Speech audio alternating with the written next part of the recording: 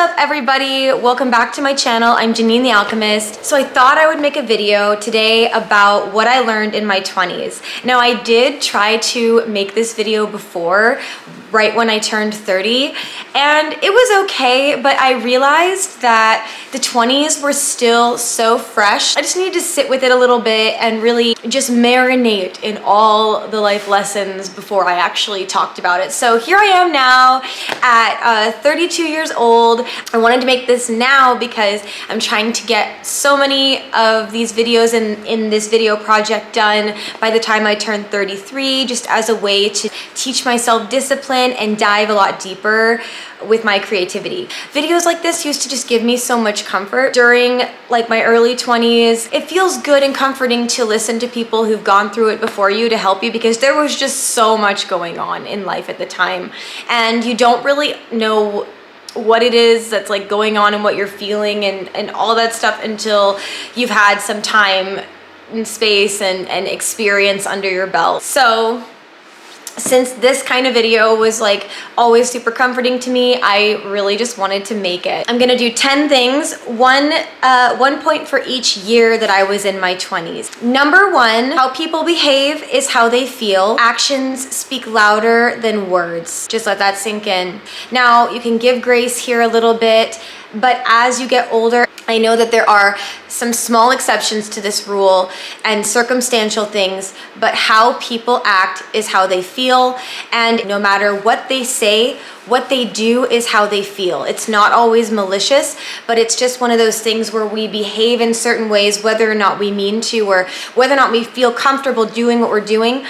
If people are showing you a certain thing, they're not showing up for you. If they're saying, oh, I love you so much, but then they're never really there for you when you need them, or maybe they're only there during the good times or only there during the bad times, but they're not willing to live your life with you and through, especially with friends, right? How they're texting you, how they're interacting with you online, if they are messaging you only in private, stuff like this.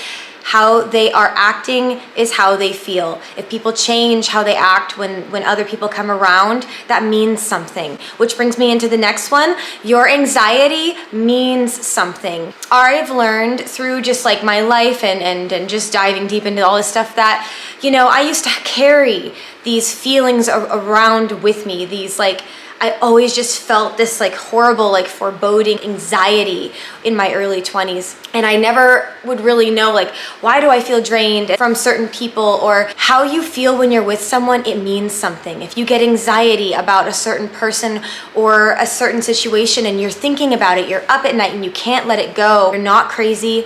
It means something, and your body is trying to help you. Learn to cultivate your intuition and that trust in yourself, because the way you feel what's coming up, it is there for you and to help you. This is a wild world we live in. Out there is the real world. Life was a certain way when you're younger, and maybe people are smiling at you more and catering to you more because you're a child. But now that you're an adult, now that you're getting the hang of it and you're out there, listen to the signs. People will look a certain way, but they will mean something else, and you need to cultivate that trust within yourself and that intuition. Number three, just get dressed. Now, I'm not talking about with depression right now. That's like a whole other subject, deep depression. In that case, I want you to let yourself rest as much as you can and get the help that you need. But if it's just one of those things where you're in your early 20s, mid 20s, and you're really trying to hone down on those routines, and it's really, really hard, you can do it. Just get up, get dressed, even if you're not going anywhere that day, and it will encourage you to do a lot more in your day, to go outside and get the errands done that you need to get done because you're already dressed. And that goes along with what I was saying in my other videos, from like the self-help book video where I talked about like cleaning your room, fixing your bed. Just get up and get going, and just try not to shame yourself for wherever you're at. Even if you don't do anything, don't have any plans that day, getting dressed will help you be more productive. Which goes in the next one. This is not your final form. Dress how you feel confident. Dress how you want to dress, and take the time to cultivate that style. I want you to remember, this is a stage. It's okay, and it's normal even for you to go through stages as you develop and learn more about your personality and you learn about who you are. You are gonna go through different times of your life where you're gonna look different, feel different, have different opinions. People change. People say that people don't really change, but I believe that they do. I get what they mean in the sense that people maybe have like a basic way that their personality is, like a personality type, but people change their core beliefs, their spirituality, and especially in this time, the friends that you have when you're younger might not be the friends that you have in a couple of years from now, and you might not even be able to fathom that, but it's just, we're all in different transits. And as your mind is forming, especially if it's before your frontal is fully developed by like your mid-20s, early 30s, some people it takes a lot longer. As we develop at different paces, different careers taking us in different places, different things, just remember this, that it's okay to take the time that you need to develop and figure out who you are, and that this is not your final form. The next one is burnout. Burnout, burnout, burnout. Burnout can come for every single one of us. I remember I used to look at people and be like, how could they give up on their dreams? I think that sometimes people get judged for being a burnout, but as you go through your life and you realize real life limitations or trials, as you build resilience and you see people fall off of the path that you're on, whether it be in college or your career or whatever endeavors, your artistry endeavors that you're doing, that it's really about just cultivating everyday practice, slow little things you can do, and trying to cultivate that self-love and that compassion for yourself, because burnout comes for everyone. That's why I think, like, don't judge people. Everyone is going through something. Everybody's got their shit. And after quite some time, you realize that no man is really greater than the last man, in the sense that we're not immune to getting tired. We're not immune to burning out, and it's through burning out and having this existential crisis that we have in our 20s. It's through that pain that we learn about ourselves and we transform into the adult that we're gonna be one day. So it's okay if you go through a burnout phase, a depression phase. It's actually really normal, and I encourage you to get the help you need to get around people who inspire you, to help you get out, help you get up. Or maybe like a therapist, or maybe even just through doing yoga or Pilates or whatever it is. I hope you find that help and that drive to keep caring for yourself through it. But just know that this is so normal. And again, this is not your final form. Okay, final round. There comes a day when you cannot blame your upbringing anymore, and you are responsible for yourself. Now, I am not discounting our wounds and the trials we go through. Just refer to the entire catalog of videos I have below this video, to where I have learned a lot about myself, gone through things. Take the time that you need to learn about your wounds, to learn about your lineage, to orient yourself in the body. To orient yourself in the world and figure out like who you are and what your place is and what you want for yourself and what it all means. Yes, that is part of what the 20s are for, and why it feels so confusing and why it's so painful at times, and yet so dramatically beautiful and wonderful at times. When people talk about Saturn return, I don't know if you've heard about that, pretty much a huge change happens between the age, for me, between the ages of 26, it really happened at 28 to like 30, but between 26 and 31, I feel like so much was going on and changing and shifting, where my body changed, my mind changed. I started to realize things, cringe at things, realize what programs were just kind of running from my childhood, and like I was kind of not realizing I was on autopilot in certain ways, immature in certain ways, where I was still kind of like a child on the inside. That's when people like have this big change. It's okay to spend time healing your wounds, but remember, there comes a day where you are responsible for yourself. And you have to take responsibility for your walk moving forward, and say that, yes, I've had my pain, I've had these things, that things, whatever, or maybe you want to, you need to change in certain ways. A lot of people are resistant to changing things that would make them into a better person. And you know what? That's up to them, and that's none of my business. But as far as me, I really believe that the only way to live and to move forward and to have like a fulfilling life at a certain point is to say, I have a certain amount of agency in my own life, and go out there and just take life by the balls and just do it. The next one is never give up on just having your personal hobbies. No matter what people say, just do it. I really, really am understanding now that this journey it's a personal thing.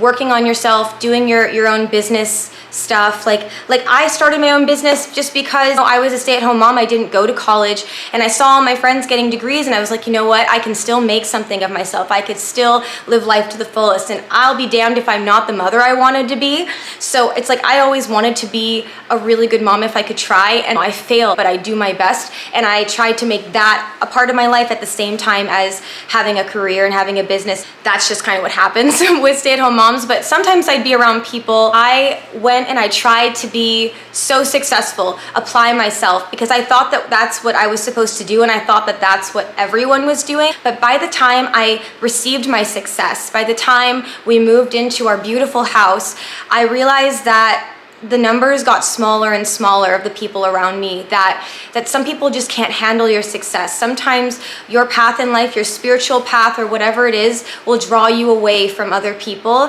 and that is just the way of things. And it doesn't necessarily mean that you're a bad person or they're a bad person, but people grow apart. And from one really important friendship I had in my life that I learned a lot from, and I still, my heart breaks for what happened between us, just normal girl stuff from early 20s, drama, 24. But like, what I learned from that is, from her, was like, friendships a friendship for a reason and for a season. And so never give up on working on yourself and building yourself and your personal business stuff up. Never give up on that, and don't shame yourself for leveling up and for changing, because you could become so successful.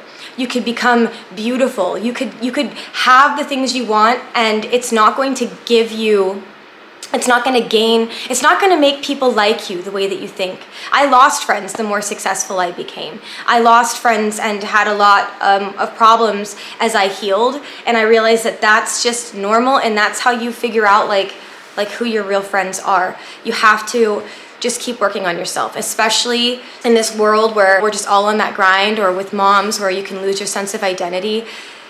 Having that thing for yourself, like maybe it's just knitting. It doesn't have to be like making videos and having a website or whatever, but cater to yourself, give to yourself, and it's gonna give you those rewards. You have to pour into your cup so that the overflow will bless other people. What you put in your body will always show on the outside of your body. Listen to your body as you eat. It's okay to change your mind. I went through so many steps of how my diet is, but my body goes through different phases and stages, especially as a woman. It had different needs at different times of my life. At one point I was vegan, another point I was like doing the raw meat diet. Right now I'm pescatarian, and I listen to my body. I eat a lot of seafoods, I eat a lot of oils, I eat like sea moss is what I just started recently. There's different things that are required of you in life, and there's different things that you need at different points in life, and different things you need to equip yourself with. And sometimes we don't need to use everything in the arsenal, and you change what you're using. The next one, you don't owe anyone an explanation. Now, I'm not talking about giving people a needed apology or having accountability with those closest to you. I'm not talking about that. I'm talking about, in your life, this is your life, and there's gonna be a lot of people who are gonna have opinions on how you're gonna live it. But there'll come a day where you wake up and you know what you should be doing, and you know who you are. And at the end of the day, you know what that's supposed to be. I'm not talking about within abusive situations. I'm just saying that everyone's gonna wanna chime in on what you should do, but really only you. Between you and your God, or between you and your higher self, or you and your spouse, or whoever it is, between you and your family, your closest family, you and your kids, you know what's best for you. And the last thing, which is something I learned from Yogananda, environment is stronger than willpower. Who you have around you is the most important thing. It is said that we are like the sum of the 5 people we are around the most, and it is so true. The closest person, like who you choose as a spouse, is so important, and I'm so grateful to my husband, all the ups and downs, through everything, through all the drama and all of the stuff that we've been through. I'm just so proud that I have chosen a really great partner who understands me and has grace for me. And you know, there were a lot of years where I did not have the right level of understanding as to how lucky we are to have each other. But the friends you have around you, the family members you have around you, what they speak into your life does affect you. And the less you are around people who are speaking just evil onto your life, and I do believe in curses. I believe that what we say are spells. I believe that the things people say, the underhanded, trying to humble you, the the doubt that people have in themselves that they project on you. I'm not just talking about like genuine concerns people have. I just mean that sometimes people are limited by the way that they think about themselves, and they don't always understand or know the life you live, because sometimes, you know, people don't really know what you've got going on. And you have to remember that they don't always have an accurate read on you and your life. Environment is stronger than willpower. Your environment might be what's making you sick, and I've seen that. By moving out here, I've seen my health improve just from it being more silent. I have cut off one person before and didn't realize the depth of just them being on my social media page all the time. Like, I did not realize how much they were like taking over my mind and my self-worth just by having their opinion like in my head, like what they would think of me all the time. And then once I blocked them, it just all went away and I had peace. Oh yeah, I just remembered 2 more things. So I guess this is gonna be a list of 12. But alignment is everything. But it's okay to take your time to find that alignment. I kind of touched on it a little bit earlier, but it's true. And I've learned this over the years through being in the mindfulness space, through this chiropractor I studied under, through yoga trainings, and anything that you learn about beauty and posture and stuff like this, that alignment is very important. The alignment of how your foot walks on the ground, to how straight you sit up. But not only is alignment important in our bodies, and with what we eat and whatever we do, like with everything, it's also with the people in our lives. But don't shame yourself for not having that exactly right and having awkward moments and some weird in-between phases through all of it, because in some ways, like you probably know this, just watching this video isn't going to fully save you from all of the discomforts of growing up, right? But it's just like a warning to help you with your mindset is all that I could really offer, because at the end of the day, the things that happen that are awkward, that are difficult, I realized the light wasn't on, that are awkward and that are difficult are just rites of passages. You're not gonna have it right. Things are gonna happen. And even if you live a different kind of life than other people, for example, I thought that because I became a parent earlier than other people, that I would go through my trial, maybe I wouldn't have the same lessons. I kind of don't think that's true. There's a lot of things that I've learned that I just learned later or in different ways, or other people learn even though they're not parents. I don't think we escape the lessons we need to learn. And you can't avoid embarrassment, because that's part of it. It's part of the hazing process of getting into adulthood. And the last one is sometimes the reason is because they're racist. What happened? So anyway, I hope that this video was helpful for you. I learned so much in my 20s, and I'm just really excited that this year I'm turning 33. I already love my 30s, you guys. It's like better, so much better. It's just so much better. And you get hotter, in my opinion. Like, I mean, the hottest people I've ever seen are actually like people who are like 42, like the sexiest women I've seen. So I just think it only gets better from here. That's my personal opinion. But anyway, subscribe for more content like this. Like this video if you liked this. And I'll see you guys in my next video. And it was really great chatting with you again.